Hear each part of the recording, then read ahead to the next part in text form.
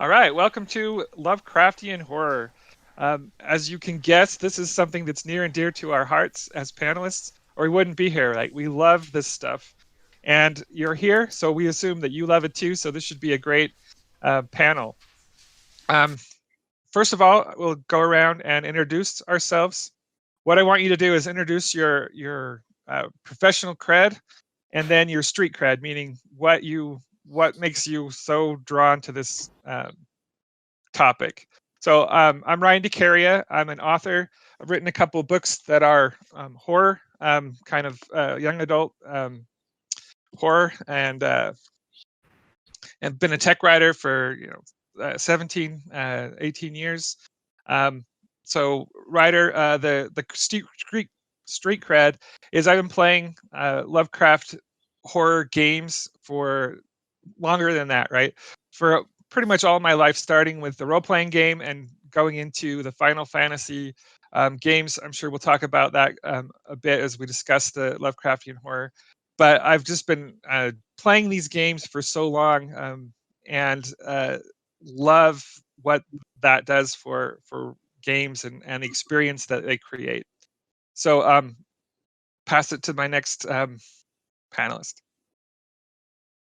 Which Sarah. one is me? Well, whoever. No, Okay. we need to call us by name because we don't see Right. it the same way. I think Right. we all might all display on different sides and different screens. So Okay, This is Sarah. Go ahead. Okay. So I'm Sarah Seeley. So I am an author as well. And I've written some horror. I wrote let's see, I wrote a Lovecraftian style horror story that is in the anthology Redneck Eldritch. So if you're familiar with Space Eldritch, it's another one in that particular anthology set.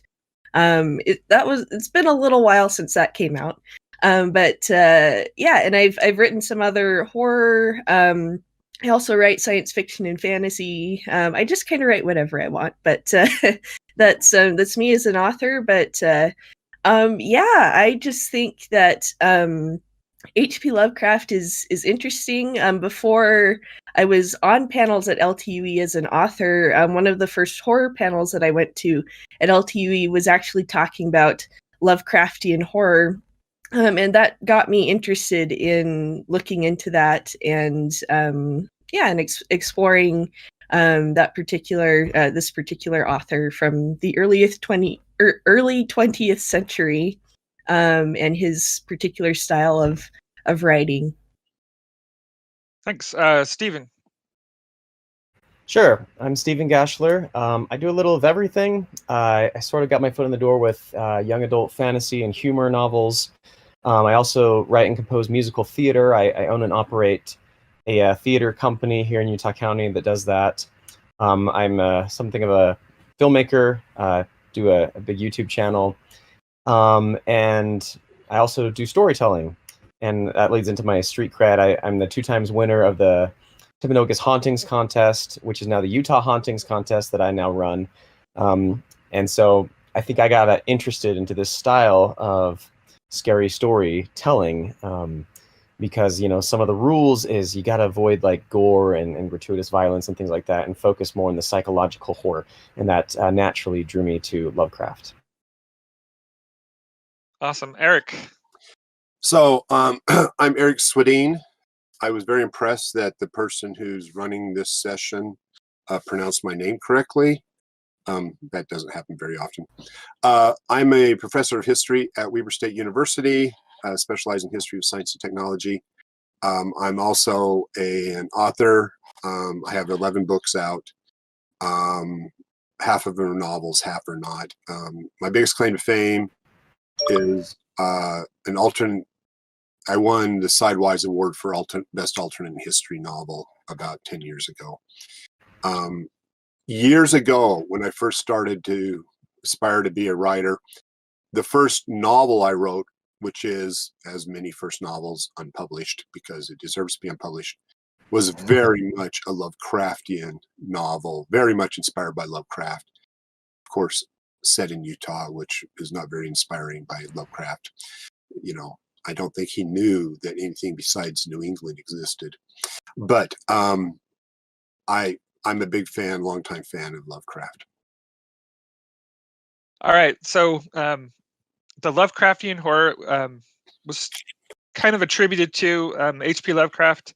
Howard Philip Lovecraft. He was born in 1890 in Rhode Island, and he died in 1937. And wrote these weird fiction horror stories. And he has kind of a problematic past now. A lot of people consider him racist, and kind of what we're going to do in this panel.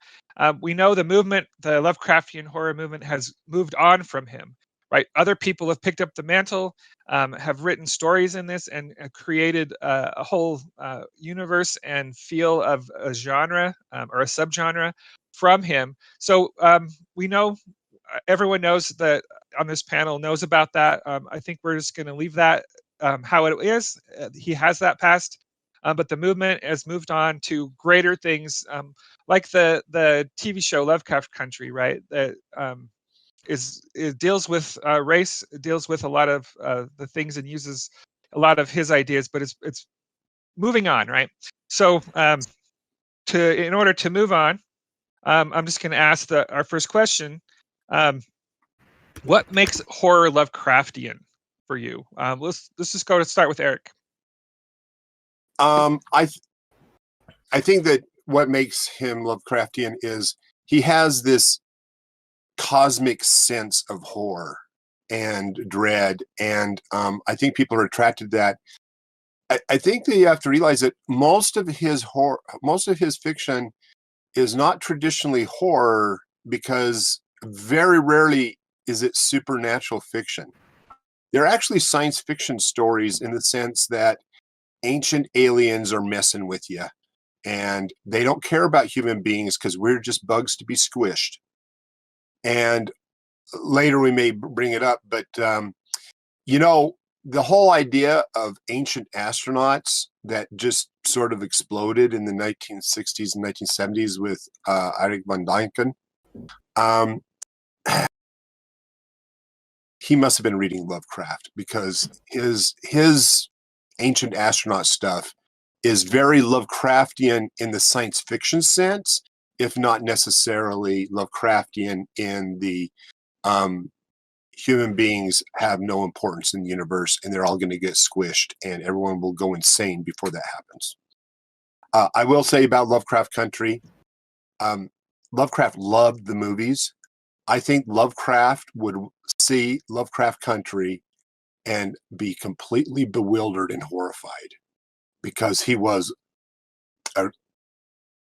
seriously, profoundly racist, and misogynistic, and he may have been a great writer, but he was a little person.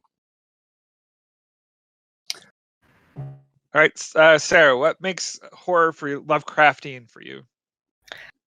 Yeah, I mean, a lot of the same things that Eric was talking about with Lovecraftian horror, very much this sort of cosmic sense of being very small in the universe. I know Lovecraft had he was atheist, and so he had a particular perspective from his life experience and stuff that got that's part of his particular sense of fear and sense of horror.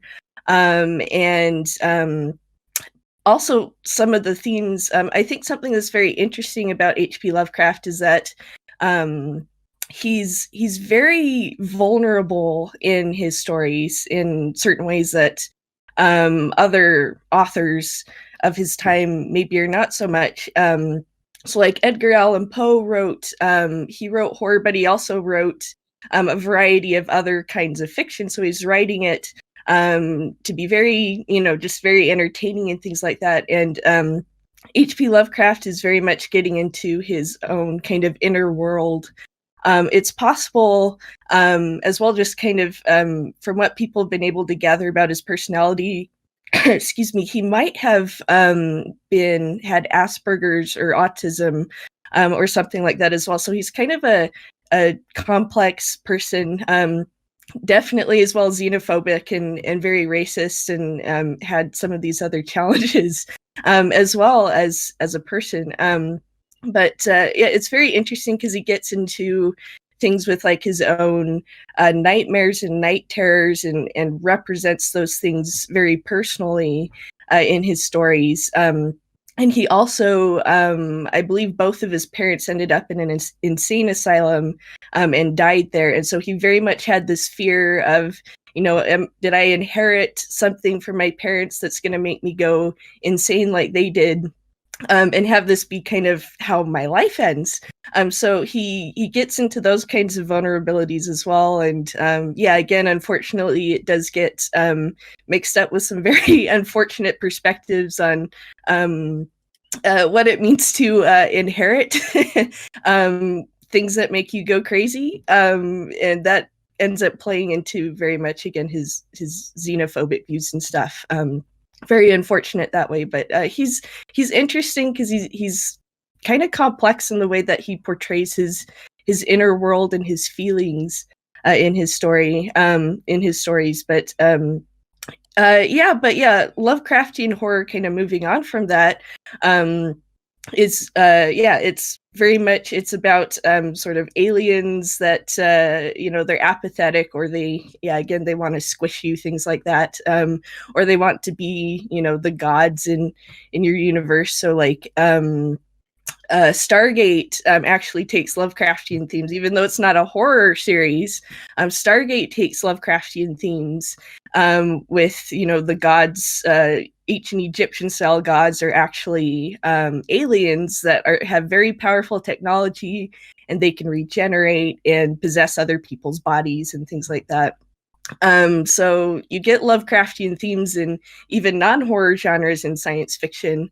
So it's interesting because it's kind of this blend of sort of atheism as it applies to maybe the science revolution and science movement, and getting into science fiction, and there's just kind of lots of interesting facets to Lovecraftian horror that are interesting. All right, Stephen, you have anything to add to that? I think they summed it up. I'll add a few things, though. When you asked that question, it made me think of a phrase you may have heard. I now know that man is nothing, which thing I had never supposed. It very much is this bleak existential despair in an uncaring universe. And typically, in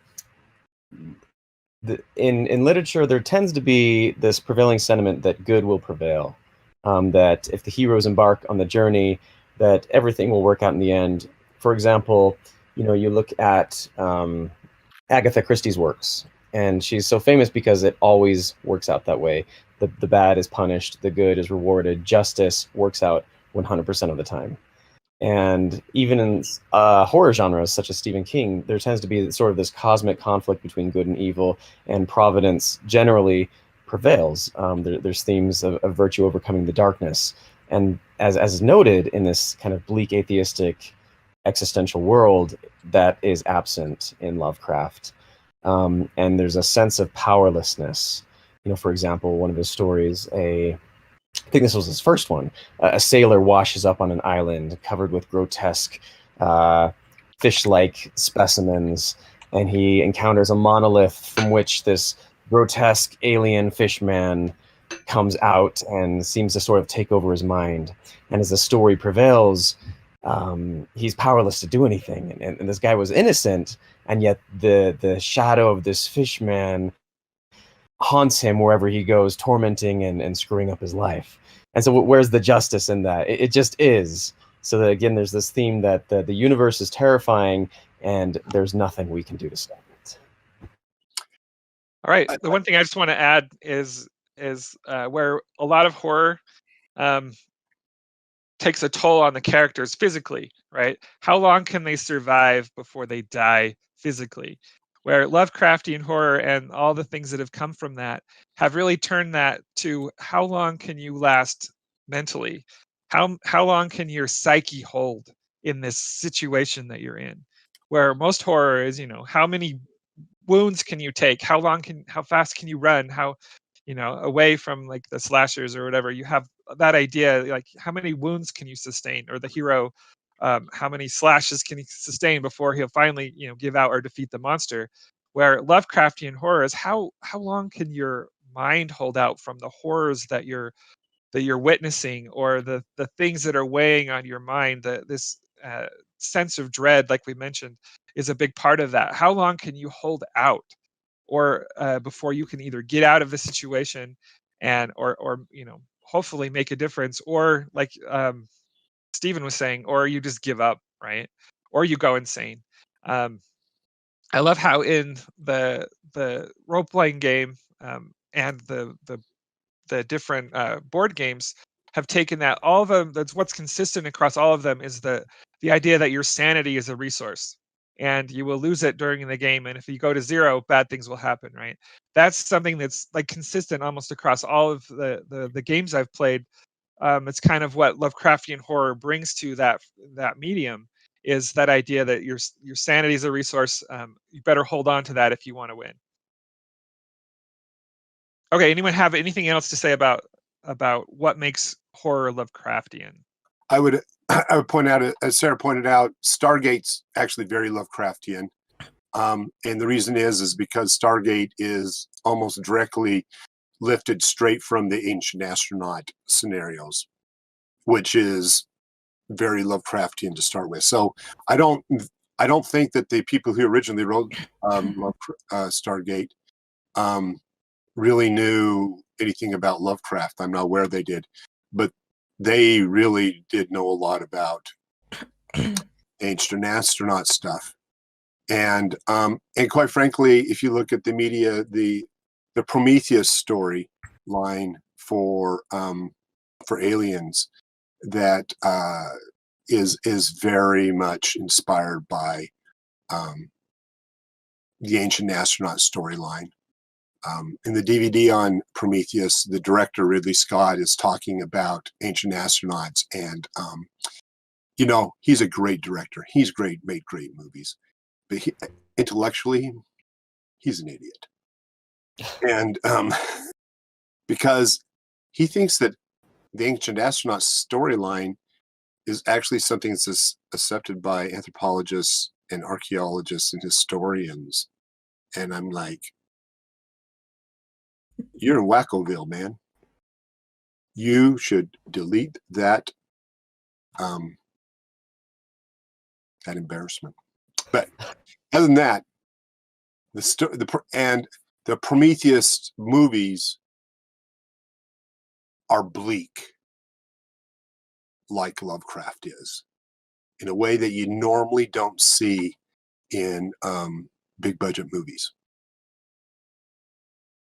That's my minor comment. All right, we may have gotten. Sorry, go ahead, Stephen.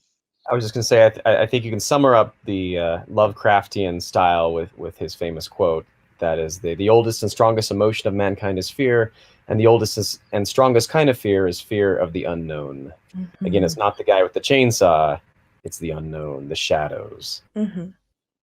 Yes. Yeah, kind of not knowing, when to be anxious and when to let go of your anxiety because you don't know what's there, kind of a thing. Yeah. All right, we probably commented a little bit about this, but what fascinates you so much about this style of horror? Who wants to jump in? I'll start. I was just thinking about that. As I mentioned, I've been involved with a lot of scary storytelling contests and festivals, and the ones that really just make my skin crawl sometimes are ones that other people throw up their arms and say, that wasn't even scary. And it's because it's not so much the content as it is the style. And I think when people, again, are looking for something that really makes them jump, or a traditional, mass murder or ghost or whatever it is, they're missing the forest for the trees. And for example, I remember a story that was just this man walking into a house, and it was just dark, and describing the ways the closet would open, and you go into one passage after another. And it reminds me of a story I was just reading by Lovecraft about, it was the Abdul al-Hazred, where this explorer was just going deeper and deeper into this dark chamber, and every time like you turn a corner, it just makes you wonder, like, what's around there? And so it's that creepy, crawling fear of just what you don't know that really kind of excites me, and that's what I love about it. All right, Eric, go ahead. I would say that what's always fascinated me about Lovecraft is that people reading. And the reason is because you sit down and you start reading and go like, man, this is turgid prose. Lovecraft himself wrote a great essay about the history of horror. And one of the things he really talked about is how he is writing, he is modeling himself on 18th century writers, not 19th century writers like Poe, 18th century writers, which is a totally different writing style.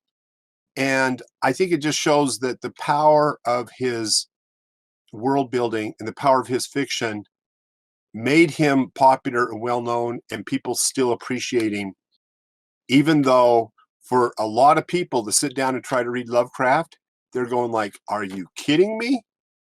And some of you say, oh, I love the way it's written. I wish I could get away with that.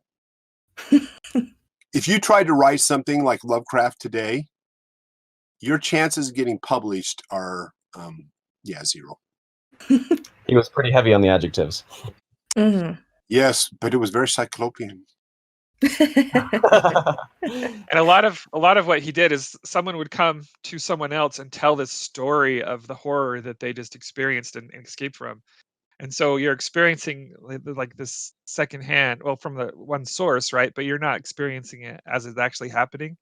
And in some ways that dilutes the action, right? We're not seeing it happen. But in the other, like, you're like, was it real? Like, we know it's a story, but like those other people that are hearing him are thinking, is it real or is this guy crazy? And then it's just kind of that sense, that eeriness of, could that be real? Is there stuff like that exists? And it's that style, just kind of instead of like seeing it happen and feeling like the adrenaline rush of an action story, or in the horror kind of slash fiction horror, where your heart's pumping afterwards. This, your mind starts, working in the back of your head, and you're thinking, well, I've heard noises. Is it something that's similar, right? You start internalizing things more so. And you come away with it thinking, right, rather than having that instant reaction. So it's very different experience. Mm-hmm. Sarah, do you have anything else? Yeah. Sorry, it's a little weird because I can't hear my voice in my headphones. Can hear everyone else. So I think for me, HP Lovecraft is definitely interesting because like his writing is very dense. It's a little bit more of thinking about it afterwards. Whereas when you're in the thick of it, you're kind of like, wow, this is this feels much older than when it was written, kind of a thing. And I've definitely gotten different things out of, say, reading the text versus listening to an audiobook or something, just different kinds of emphases. But I what was I gonna say? I think for me, I kind of touched on this a little bit, but I think it's interesting how just how he's so vulnerable with his own terrors in his story. Because honestly, I think as I've gone through just writing horror, I feel like it's not good advice really to tell people to go to, your deepest personal traumas or your deepest, things that are unresolved in your life or something, and use that as fodder for a story. I don't recommend that. It's like think of other things that you can put in an entertainment context as opposed to things that are really personal to you when you're approaching writing a horror story. But yeah, I feel like HP Lovecraft just the way his mind works. His stories were very personal and very much about his personal terrors, and that just really fascinates me about HP Lovecraft. Awesome. All right. What about Lovecraftian horror is so terrifying? We talked a little bit about this, but on a personal level, what terrifies you the most from these ideas? So Personally, someone I don't go find ahead. it terrifying. I just kind of like mimicking the style as a storyteller. Yeah, I don't find to terrify. Why mimic the style if you're not going to terrify anyone? I was just saying, I personally don't find it terrifying, but I enjoy the genre, and I do want to terrify my audiences. So, yeah. I love the cosmic sense of world building, and his stories don't terrify me either. But then again, most horror movies, I watch them because I want to see what the world building is. And horror movies, they're just trying to terrify me. Usually you're going to fail because they just irritate me. So Yeah, I was gonna say, just because horror is an interesting genre as it is, yeah, I feel like Lovecraft isn't as off-putting, maybe in terms of terrifying, and I like that, because it's a little bit harder work to explore fear of the unknown, and do some other things rather than some other kind of cheaper sex and violence and gore kinds of shock. Although certainly there's movies that have HP Lovecraft types of elements in them that also do some of those other things as well with gore and sort of modern uses of those things in horror. But I think that's rather than I don't know, it's kind of an interesting question, because if I'm thinking about, what really terrifies me, it's like, well, stuff that's off-putting that I just wouldn't like, stuff that offends me. But yeah, with HP Lovecraft, I like it because it's a little bit more, you can be a little bit more cerebral about it, and you can be a little bit more existential about it, or philosophical about it, and that's interesting. Kind of, looking at an alternate universe. I don't know, sorts of things. And I think for me as a religious person, it's just really interesting looking. Not that all atheism is the way that that HP Lovecraft experienced atheism, but just looking at I don't know, just looking at a very bleak universe where there isn't good and evil. There's just kind of trying to avoid getting squished by the big cosmic powers, kind of a thing, and just feeling very insignificant and purposeless. And I don't know, it's just some of those kinds of philosophical things that are in there are kind of fascinating to me, and yeah, just kind of interesting things about that kind of horror. But what I find most terrifying is the idea that you do not have control over something that's happening. And like Sarah Mhm. said, with the mental illness from his life, where his parents had this, and he thought, in his writing at least, could see the reflection that um, that the idea that he was going to end up like them, and there's nothing he could do about it, is something that affected his writing. And so now he puts this idea in some of his stories where people are in these situations and they have little control over the outcome. How are they going to handle this situation? How are they going to be in that? And I find that kind of terrifying. Like, what if you were in a situation where you knew you were going to go insane? What do you do in those final moments? How do you react? How do you treat other people? Like those ideas, how do you fight for every last second, or do you kind of drift off uh, into that good night, right? Like what that idea is kind of frightening. I have a daughter who has a terminal chronic illness, right? And as it chips away against her life, like I can see that how from my perspective it is frightening that she's in there still, but she's losing every um every year she loses more and more of what makes her identity and is becoming something else, right? That horror is what terrifies me, and that's kind of the essence of, you know, this idea that Lovecraft horror is different than other horror, is that, you know, it's this inescapable doom. Can we make a difference? Can we stop it? Is one idea. Like, can we stop the outer god from rising from the sea and devouring everybody? And there's cultists around that are trying to make this happen, right? Can we, as an individual, do something about it? And the other thing I love, like, that pervades in like the stories since Lovecraft wrote, and in the, you know, role playing game and the board games, is like in some role playing games, it's the strongest person who, you know, you want to be good at, like, fighting, right? You want to have a good fighting score, you know, high strength dex, and have the best weapons. And in Lovecraft horror, like, the cook is could be just as successful as the private eye, or the street urchin who has the teddy bear could survive where the rookie cop won't, right? It's anybody can bring, you know, the librarian who's studying these old textbooks could be just as important to the story, or to defeating this great evil, as, you know, the guy with the big gun, the shotgun, or the, you know, the grave digger with the shovel could be just as important to solving the problem as anyone else, right? And so I love that idea of what rich characters that you can have that are dealing with these situations. And you can have heroes be anybody, and I love that. All right. So what are your favorite stories from Lovecraft? And it could be from his writing or since then. Like, I know Neil Gaiman wrote a great story kind of from that. What are your favorite stories? At the Mountains. Yeah.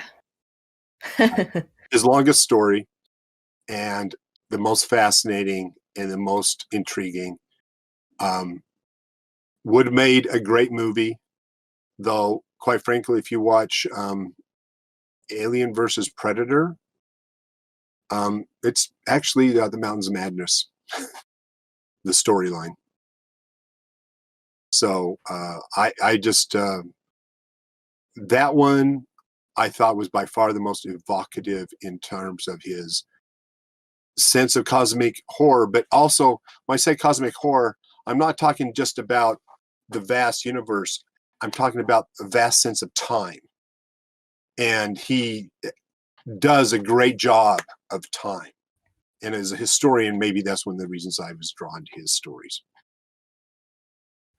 Yeah, I was also going to say Mountains of Madness. There's a lot of interesting things going on here with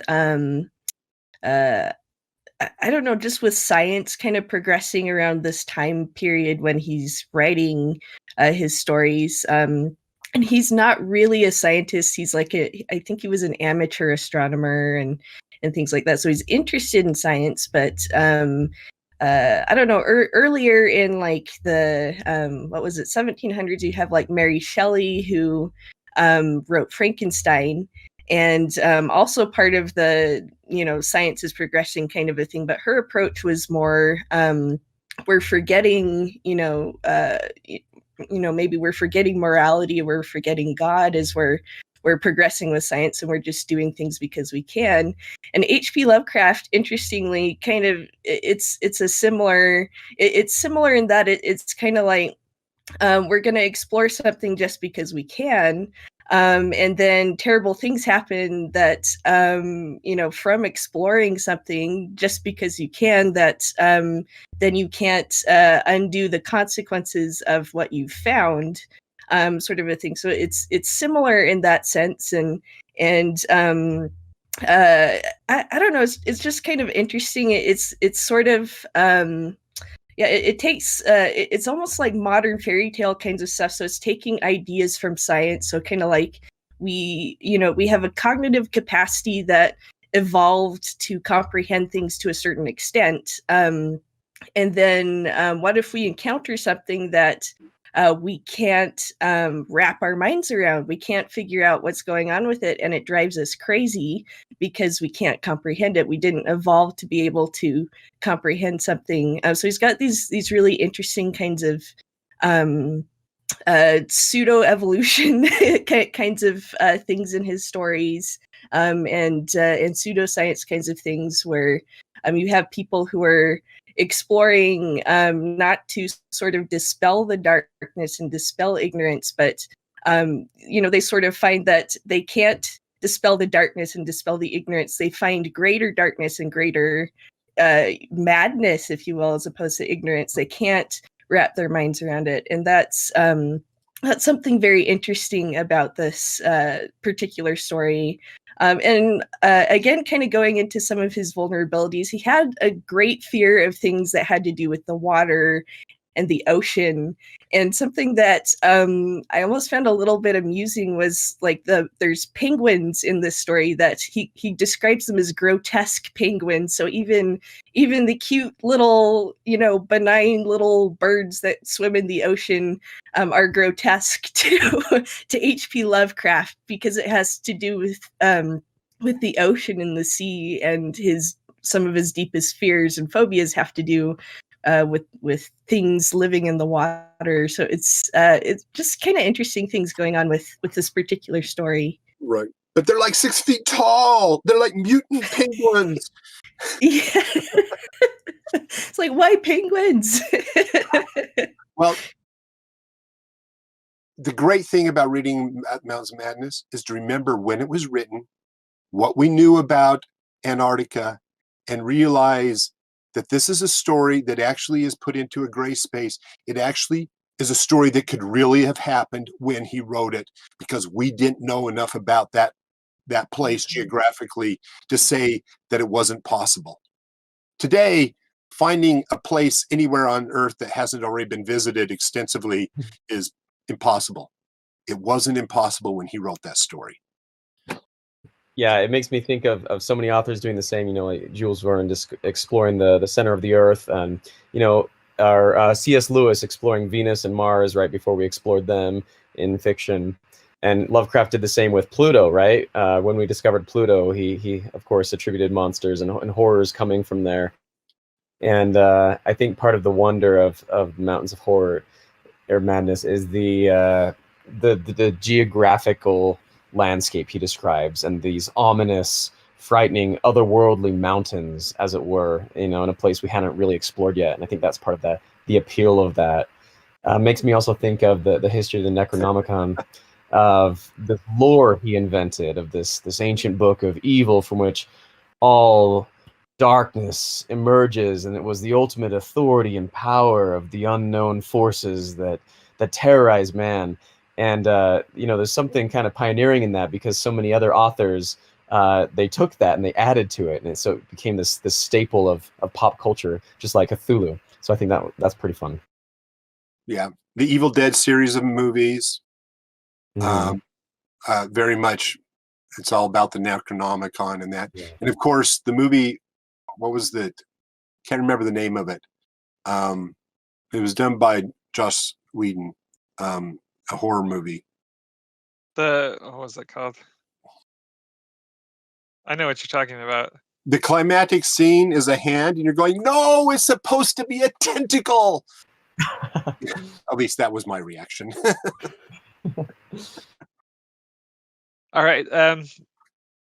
As far as the stories that I love, and I'm kind of beating the same horse, as the idea that this can go on today. Like, we have Lovecraft Country, but what I really love is this game called Arkham Horror, the card game from Fantasy Flight. And as you have a character investigator who has a kind of a backstory and kind of a goal, and has unique cards, and you build a deck of cards, right?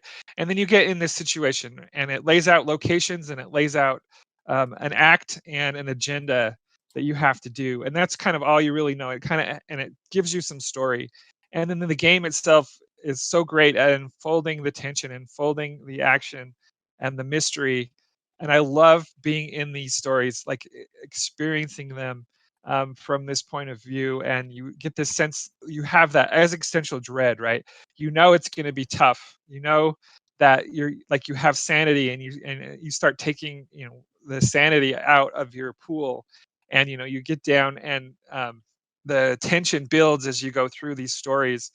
And I love how well they've done this in a game sense, where like the cards tell you as you advance through the stages of the game, like the door on the wall is gone, right? It was there a second ago, and now it's on the floor, and you hear pounding from underneath, and glow start forming around the door. What do you do now, right? And I love being in these worlds. I love the game Eldritch Horror, which kind of has this big world map, and things are going on all over the world, and you have these mysteries that you're trying to solve. But as you do that, monsters are coming on the board, other world gates are coming out, and you have all these problems to solve. But you have that outer god that's eventually going to awaken. And can you, as a team, as a group of people, my friends and me, can we stop this from happening? And oftentimes, and you can imagine knowing you're going to spend 3 or 4 hours playing a game you're probably going to lose, but wanting to do it because of the experience that you get from these. So my favorite stories are ones that play out on a board game table, and I just love it. I love all the role-playing game in Chaosium that I played in the 80s. Let you do that, and if you had a great GM who built on that sense of dread, who you knew probably would drive your character insane, but you went in wanting the experience. So it's getting those experiences out of not just fiction, but out of a play experience is what I love most about Lovecraftian horror, and all this that spawned from that, from one person's writing, and how it evolved through time, and how we can take it now and apply it to the world that we have today, and still have those moments. I love how you mentioned that fiction changes by our knowledge. Before we actually had telescopes that could see close enough to Mars, we imagined it, or writers imagined it as a lush green world, right? John Carter. And then we got the telescope that we could see, oh wait, it's red, it's not green. Oops. And then fiction writers changed, right? Mars stories had to evolve. The atomic age changed how we envision monsters, right? And eventually we got to the point where, oh well, that's never going to happen, and now we had to evolve again. So I love how fiction evolves, but Lovecraftian horror seems to this subgenre, this weird horror, is pervasive in that we still want these stories, and we're still telling these stories to each other. I think the value of it is, before we saw what was what through telescopes, there really was this pioneering effort, because it was at the literal limits of human imagination. It was as far as we could go, and we invented the dream before we exposed the reality, and I find a lot of value in that. Okay. We might want to take some questions. For what? We have a question from Kate Chase, who is curious to know, earlier you spoke of the ancient astronaut storyline. I don't think I've ever heard of that. What is it? Watch the History Channel. The pseudo History Channel. Sorry. The ancient astronaut storylines are everywhere. Basically, Erich von Däniken was a criminal from Germany or Austria, I forget, who loved archaeology, and he embezzled all this money from this hotel that he was the manager at, and he traveled all around the world to all these archaeological sites, and then he wrote a book called Chariots of the Gods, which basically said all the incredible stuff that has been made archaeologically was built not by humans unless they were acting as slaves. It was built by ancient astronauts. And this is the whole storyline. And you're going like, well, that's sort of the Stargate storyline. And I'm like, yeah, it is. And it's also very Lovecraftian. And these were really popular novel books, history books, pretending to be history books and archaeology books in the 70s and 80s. But the ideas are still around, and there's tons of documentaries. And honestly, the History Channel runs dozens of documentaries, and many of them are actually called Ancient Astronauts or some variation of it. And it's to call it pseudo archaeology is an insult to the word pseudo. Yeah. So the idea is that people from outer space landed on Earth millennia ago and have been dormant. Are women. Right, true. And they've been dormant for a long time, but now they're coming and they're going to affect our world probably negatively, right? Yeah, is the general consensus. So in Cthulhu mythos, a lot of times it's a monster who's been hiding for so long, and as we uncover this mystery, we start losing our sanity as far as what is this thing going to do if it gets out, right? And it's kind of that idea that who goes there, or the thing, right? The story is there's this horror that we're facing, but the real horror is what if we can't stop it and it gets out to the real world, right? We have to stop it, because if we don't, the world as we know it will be over. That it will, infect everybody, and we will lose our planet to this thing. So now we have to stop it at all costs. And that idea of dealing with these, what came before, that's been dormant, is kind of that idea. All right, do we have any other questions? Oh, Sorry. it's okay. Oh, I was just gonna say, Stephen King, draws on this a little bit with the story It, where you have like an ancient alien that's been around since humans even evolved, and then it comes out every once in a while and kind of uses psychological gains to lure intelligent beings, I suppose, so lure people so it can eat people, kind of a thing. So it draws on some of that ancient astronaut kind of ideas as well. We do have a general question and our final question for the day. Can you offer tips for writing Lovecraft-style horror? Excellent question. Make a deep history of the horror that is happening. That's what is most Lovecraftian, is a sense of horror that is manifested in the past and is now manifesting in the present. And there is a storyline for that. If I could throw in one other thing it's easy to criticize Lovecraft because he had reprehensible ideas and things. I remember once I found out that Lovecraft had been married, and I thought, really? That was actually completely astonishing to me. And she was Jewish, and she was an independent businesswoman. And you're like, this is like him marrying his nightmare. And they later divorced, but apparently they did have a good relationship even afterwards. So he is more complex. The other thing is Lovecraft, while he wrote at best 4 small paperbacks worth of horror fiction, he wrote 6 thick volumes worth of letters, 100,000 letters. And his letters were with other writers, and he was a very important figure for helping young writers develop their abilities and be encouraged. And in that sense, he was a very nurturing figure for a lot of really important horror writers and science fiction and fantasy writers. So he did leave a lot of other stuff of value other than just the Cthulhu mythos. I would add that you should find the character who has the most to lose and attack them at their most vulnerable with your story.